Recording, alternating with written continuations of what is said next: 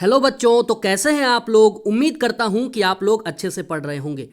बच्चों, आज मैं आप लोगों के लिए लाया हूं क्लास 8 के सोशल साइंस का जो फर्स्ट चैप्टर है बच्चों, natural resource and their use. इसके जितने भी इंपॉर्टेंट क्वेश्चंस हैं बच्चों, अगर आप इन क्वेश्चंस को अच्छे से कर लेते हैं तो आपको एग्जाम में बहुत ही अच्छे मार्क्स आएंगे बच्चों। तो मैंने सारे जो इंपॉर्टेंट क्वेश्चंस हैं इस चैप्टर के, वो मैंने एक जगह पर लिखा हुआ है और उसको मैं एक्सप्लेन भी आपको कर दूंगा बच्चों इस वीडियो में। ठीक है, तो अगर आप इस चैनल पर नए हैं बच्चों तो आप प्लीज़ इस चैनल को सब्सक्राइब कर दें, क्योंकि यहाँ पर आपको बच्चों क्लास 6, 7, 8, 9, 10 है ना, जो हर एक क्लास हैं, तो यहाँ पर आपको एनसीईआरटी के जो इंपॉर्टेंट क्वेश्चंस है वो मिल जाएंगे, नोट्स मिल जाएंगे और कई सारे वीडियो लेक्चर्स भी मिल जाएंगे बच्चों फ्री में। तो आप इस चैनल पर नए हैं तो प्लीज़ सब्सक्राइब कर दें बच्चों। तो चलिए हम लोग फर्स्ट क्वेश्चन पर आते हैं बच्चों। ये जो कुल क्वेश्चंस है ना बच्चों, इसको अगर आप अच्छे से कर लेते हैं तो आपको एग्जाम में फुल मार्क्स आ जाएगा इस चैप्टर से। ठीक है, तो फर्स्ट क्वेश्चन देखते हैं बच्चों क्या है। पहला सवाल है, define the term resource, right it's 3 properties. ठीक है बच्चों, तो इसमें क्या कह रहा है कि रिसोर्स क्या होता है और उसके 3 प्रॉपर्टीज के बारे में आपको बताना है। तो रिसोर्स क्या होता है बच्चों, resources are elements of nature. ठीक है, इसको हम लोग क्या कहते हैं, एलिमेंट्स ऑफ नेचर, यानी कि जो हमारा नेचर है बच्चों, है ना, उसका जो पार्ट है उसे हम लोग रिसोर्स कहते हैं। जैसे कि एयर, वाटर, सॉइल, मिनरल्स, ये सारे जो हैं ये सारे रिसोर्स कहलाते हैं बच्चों, है ना, that humans use for survival और क्रिएटिंग न्यू थिंग्स।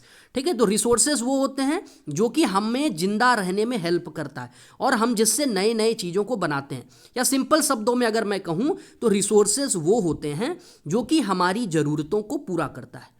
ठीक है, तो ये आप अगर आप लिखते हैं अपने शब्दों में तो आपको बहुत ही अच्छा मार्क्स मिलेगा। अच्छा, इसका जो 3 प्रॉपर्टीज यहां पर कहा गया है बच्चों वो मैं आपको बताता हूं। ठीक है, तो पहला जो प्रॉपर्टी है बच्चों वो है टेक्नोलॉजिकली एसेसिएबल। ठीक है, मतलब कि हमारे पास टेक्नोलॉजी होना चाहिए जिससे कि हम लोग रिसोर्स को एसेसेबल यानी कि वहां तक पहुंच पाए।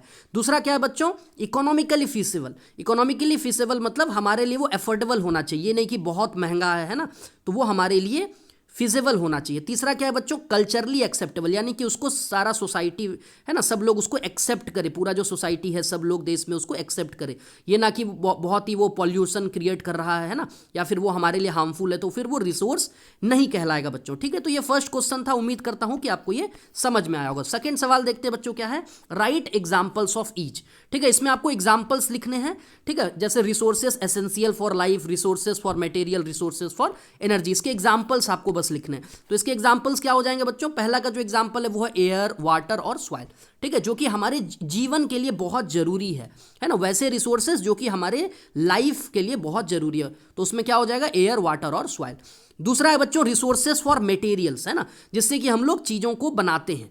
ठीक है, जैसे कि लकड़ी हो गया, मार्बल हो गया, गोल्ड हो गया, ये सारे रॉ मटेरियल्स कह सकते हैं ना। तीसरा है बच्चों एनर्जी, है ना, रिसोर्सेज फॉर एनर्जी, जैसे कि कोल, पेट्रोलियम, सनलाइट, है ना, और भी एग्जांपल्स अपने अकॉर्डिंग लिख सकते हैं आप।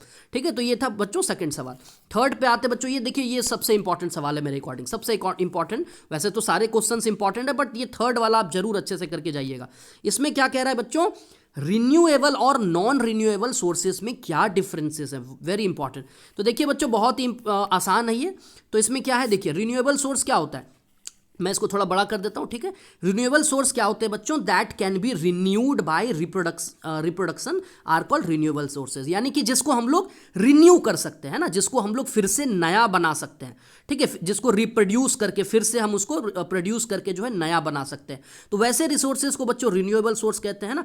और नॉन रिन्यूएबल रिसोर्स या नॉन रिन्यूएबल सोर्सेज क्या होते हैं बच्चों, वैसे resources that are present in fixed quantities, है ना, the resources that are present in fixed quantities, यानी कि ये फिक्स होता है ना, इसको ये नहीं है कि बहुत ज़्यादा ये मात्रा में मौजूद है, ये लिमिटेड होता है और इसको हम लोग रिन्यू नहीं कर सकते हैं, है ना, इसको रिन्यू नहीं कर सकते। दूसरा पॉइंट क्या है बच्चों, renewable sources are inexhaustible. Inexhaustible का मतलब ये होता है बच्चों कि इसको हम चाहे जितना भी चाहे यूज कर सकते हैं ना, ये खत्म नहीं होगा।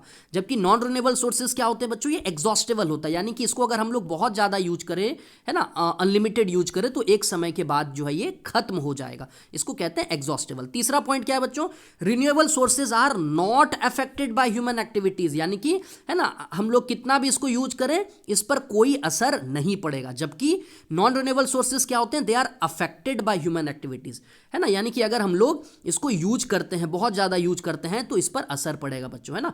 तो ये खत्म हो सकता है। चौथा क्या है बच्चों, नॉन कन्वेंशनल सोर्स भी इसको कहते हैं, और इसको हम लोग कन्वेंशनल सोर्स भी कहते हैं ना। कन्वेंशनल सोर्स मतलब जो हमें आसानी से मिल जाता है ना, तो वो होता है। उसके बाद बच्चों फिफ्थ पॉइंट में आपको एग्जाम्पल लिख देना है, wind energy, solar energy, hydro energy, coal, petroleum, natural gas, है ना। तो ये सारा आपको लिख देना है। तो उम्मीद करता हूँ बच्चों आपको ये अच्छे से समझ में आया होगा। फोर्थ क्वेश्चन पर आते हैं। फोर्थ क्वेश्चन है, what can people do to ensure renewable sources continue to be available for our use and that for future generation. इसका मतलब ये हुआ कि हम लोग, यानी कि हम जो लोग हैं, है ना, हम लोग क्या ऐसा कर सकते हैं कि जो रिन्यूएबल सोर्स है वो हमारे फ्यूचर के लिए भी बचा रहे, है ना। हम लोग ऐसे कौन से कदम उठा सकते हैं जिससे कि जो हमारे पास अभी रिन्यूएबल सोर्सेस है, रिन्यूएबल सोर्सेस की बात कर रहा हूं बच्चों, जैसे कि सनलाइट, है ना, जैसे कि ये जो मैंने एग्जांपल्स बताए, solar energy, water, hydro energy, है ना, ये सारा जो एनर्जी है ना, इसको अगर हमें किस तरीके से यूज करना है, कैसे इस्तेमाल करना है कि हमारे भविष्य के लिए भी सुरक्षित रहे। तो इसके लिए हमें क्या करना चाहिए, तो people must use renewable resource wisely and allow regeneration, है ना बच्चों। तो ये देखिए, ये दो चीज याद रखना है आपको कि हमें इस तरीके से रिन्यूएबल सोर्सेस का इस्तेमाल करना है ना, कि वो मतलब अच्छे से उसका इस्तेमाल करना, ये नहीं कि उसको अनलिमिटेड तरीके से बर्बाद कर रहे हैं, है ना। वो मानते हैं कि वो हमारे नेचर में फ्री है ना, बहुत ज़्यादा है। इसका मतलब ये थोड़ी है कि हम उसको बर्बाद करें। तो हमें उसको बुद्धिमानी से, वाइजली का मतलब होता है बुद्धिमानी से यूज करना है, सोच समझ के, समझदारी से यूज करना है, और उसको हमें समय जरूर देना चाहिए रीजनरेशन के लिए, ठीक है। जैसे कि फॉर एग्जाम्पल बच्चों बात करते हैं एफोरेस्टेशन, ठीक है। हम लोग कैसे कर सकते हैं, जैसे कि एग्जाम्पल दिया एफोरेस्टेशन बच्चों, है ना। तो जैसे कि हम लोग पेड़ लगा सकते हैं, है ना। जैसे अगर मान लीजिए हमने कहीं पर पेड़ काटा, तो हम उसको फिर से वहाँ पर पेड़ लगाकर जो है फिर से वहाँ उस जगह को हरा भरा कर सकते हैं, है ना। तो एक तो ये तरीका हो गया बच्चों। दूसरा तरीका क्या हो सकता है, वाटर हार्वेस्टिंग, है ना। यानी कि जो आप जानते हैं वाटर हार्वेस्टिंग में हम लोग क्या करते हैं, जो ग्राउंड वाटर है उसको हम लोग रिचार्ज कर सकते हैं। तो ये भी एक तरीका है ना। तीसरा क्या है, हाँ, तो इस तरीके से बच्चों ये जो दो पॉइंट्स है ये आपको याद रखना है। इस तरीके से बच्चों हम लोग, है ना, ओवर एक्सप्लॉयटेशन आपको नहीं करना है ना। जो भी रिसोर्स है उसको ओवर एक्सप्लॉयटेशन नहीं करना है। तो इस तरीके से हम लोग अपने भविष्य के जो जनरेशन है, फ्यूचर जनरेशन है, उनके लिए रिसोर्स को सुरक्षित रख सकते हैं। अगला सवाल देखते हैं बच्चों। फिफ्थ क्वेश्चन है, name five ecosystem functions that serve human, है ना। ऐसे 5 आपको इकोसिस्टम के फंक्शंस लिखने हैं जो कि ह्यूमन बींग्स को हेल्प करते हैं, बच्चों, है ना, जो कि सर्व करते हैं। तो ऐसे कौन कौन से, जैसे तो कि बहुत ही सिंपल एग्जांपल्स है ना। तो ऐसा क्या है, पहला है प्रोड्यूसिंग ऑक्सीजन, पेड़, है ना, जंगल हमें ऑक्सीजन देता है फ्री में, है ना, तो ये इंपॉर्टेंट हो गया। दूसरा फिल्टरिंग वाटर फिल्टरेशन, तो ये भी इंपॉर्टेंट है। तीसरा है बच्चों प्रिवेंटिंग सॉइल इरोजन, है ना।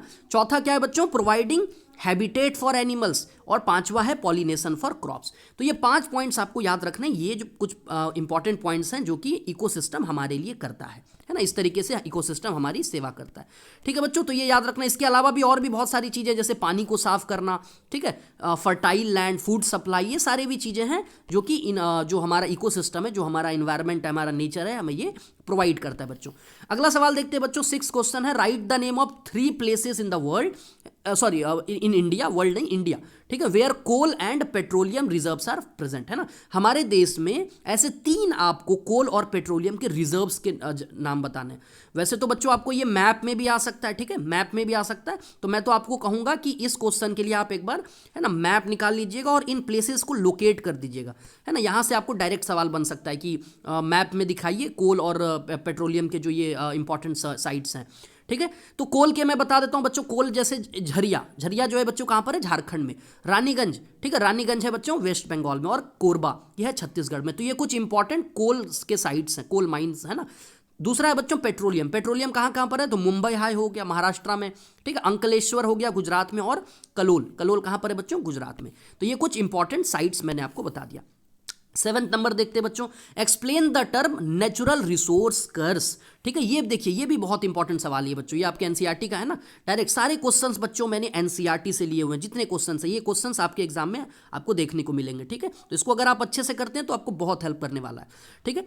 तो नेचुरल रिसोर्स कर्स क्या होता है, देखिए, the natural resource curse means that living having abundant natural resource does not guarantee prosperity। देखिए बहुत ही सिंपल शब्दों में मैंने लिखा है कि मान लीजिए आपके पास बहुत सारे नेचुरल रिसोर्स है ना, बहुत सारे नेचुरल रिसोर्स है। इसका ये मतलब थोड़ी है कि आपको आपका जो देश है या आपका सोसाइटी है वो बहुत ज़्यादा आगे बढ़ेगा। केवल नेचुरल रिसोर्स रहने से बच्चों देश या सोसाइटी या दुनिया जो है वो आगे नहीं बढ़ता है ना। तो sometimes resource rich region face slow growth because industries fail to convert resource into high value product, है ना। कई बार क्या होता है बच्चों, किसी जगह पर मान लीजिए रिसोर्स बहुत सारे हैं, है ना, बहुत सारा रिसोर्स है, लेकिन इसके बावजूद भी वो एरिया ग्रोथ नहीं कर पाता है ना। कई बार वहाँ पर इंडस्ट्रीज वगैरह जो होते हैं वो मतलब हाई वैल्यू प्रोडक्ट वगैरह नहीं बना पाते हैं। So India avoided this largely by investing in industries and skill. और हमारा देश जो है इसको कैसे मतलब सही कर रहा है इस नेचुरल रिसोर्स कर्ज को, तो हमारा जो गवर्नमेंट है ना, हमारी जो सरकार है वो इंडस्ट्रीज सेटअप कर रही है, स्किल्स प्रोवाइड कर रही है ना। इस तरीके से जो है हम लोग नेचुरल रिसोर्स कर्ज को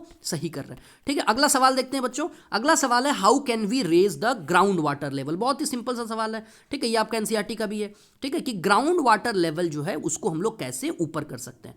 तो क्या क्या तरीका हो सकता है बच्चों। पहला है वाटर हार्वेस्टिंग, ठीक है। वाटर हार्वेस्टिंग आप जानते हैं ना, जिसमें कि हम लोग क्या करते हैं, जमीन के ऊपर जो है एक बड़ा सा गड्ढा कर देते हैं, टैंक, है ना, और जितने भी सरफेस वाटर होते हैं ना, जैसे छत का पानी हो गया और जो भी रोड का पानी हो गया, ये सारे पानी को जो है हम लोग क्या करते हैं अंडरग्राउंड में एक टैंक बनाकर वहाँ पर कलेक्ट करते हैं बच्चों। तो ये तरीका हो सकता है। उसके अलावा पॉन्ड्स, टैंक्स, इसको रिजोनोवेट कर सकते हैं, यानी कि इसमें फिर से हम लोग पानी को भर सकते हैं, है ना। वाटर हार्वेस्टिंग से हम लोग इन सब में वापस पानी भर सकते हैं। दूसरा क्या है बच्चों, वेस्टफुल इरीगेशन, है ना। ये कैसे हम लोग कर सकते हैं। वेस्टफुल इरीगेशन का मतलब वो आज हम लोग जो खेती करते हैं बच्चों उसमें बहुत सारा पानी हम लोग बर्बाद कर देते हैं।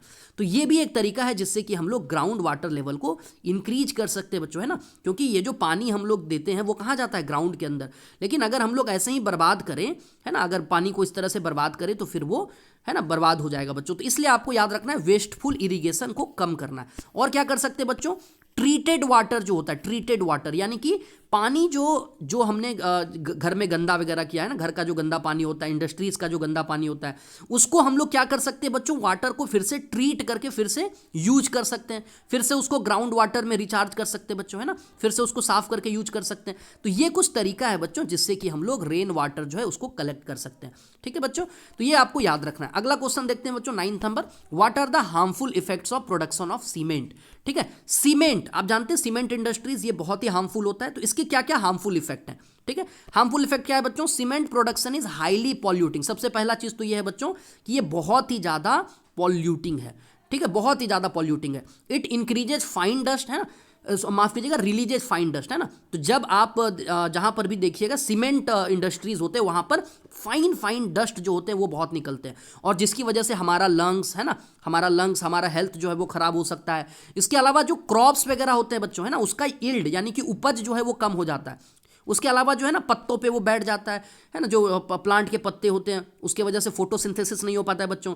Causes soil and water pollution, ये भी एक कारण है ना। उसके अलावा to reduce harm guidelines and eco friendly alternatives, है ना। इसका अल्टरनेटिव क्या हो सकता है बच्चों, है ना, इसका अल्टरनेटिव है mud, stone and recycled materials का हमें यूज करना चाहिए। तो इसका अगर हम लोग इस्तेमाल करते हैं तो इससे हम लोग सीमेंट इंडस्ट्री, सीमेंट का जो प्रोडक्शन है उसको कम कर सकते हैं बच्चों।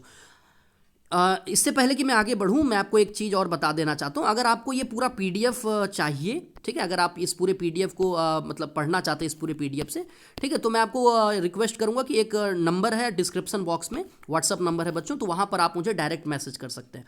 ठीक है, तो मैं आपको जो ये पीडीएफ है आपको डायरेक्ट सेंड कर दूंगा बच्चों। ठीक है, तो ये आपको हेल्प करने वाला है। ठीक है, अगला सवाल देखते हैं बच्चों, what is organic farming. Very important question, again this is again important question for you. Okay, ये आपके एग्जाम में पक्का आएगा, तो यहां से एक आपको सवाल बन सकता है, ऑर्गेनिक फार्मिंग क्या होता है, explain with the help of example of Sikkim. बच्चों आपकी किताब में सिक्किम का एक एग्जांपल दिया है, तो इसलिए यहां से एक सवाल बन सकता है।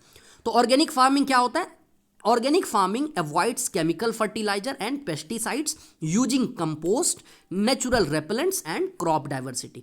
तो ऑर्गेनिक फार्मिंग एक ऐसा तरीका है बच्चों जिसमें कि हम लोग केमिकल फर्टिलाइजर्स का इस्तेमाल नहीं करते हैं, पेस्टिसाइड्स का इस्तेमाल नहीं करते हैं। हम लोग क्या यूज करते हैं फिर, तो हम लोग कंपोस्ट का यूज करते हैं ना, जो नेचुरल फर्टिलाइजर्स कह लीजिए या कंपोस्ट जो होता है उसका इस्तेमाल करते हैं, नेचुरल रिपेलेंट्स का यूज करते हैं और क्रॉप डाइवर्सिटी को बढ़ावा देते हैं, है ना। तो ये कुछ मतलब तरीका है जिससे कि हम लोग ऑर्गेनिक फार्मिंग कर सकते हैं बच्चों। अच्छा, अब सिक्किम का एग्जांपल देखते हैं, सिक्किम क्या है। तो in Sikkim farmers shifted to organic method.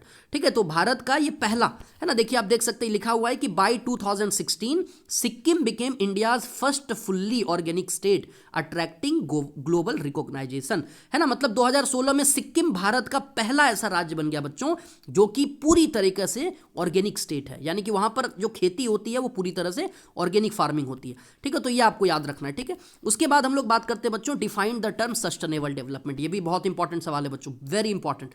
ठीक है, तो sustainable development means using resource responsibly. ठीक है, हमें रिसोर्स कैसे यूज करना है, रिस्पॉन्सिबली, यानी कि सोच समझ के, so that present needs are meet without compromising the ability of future generation.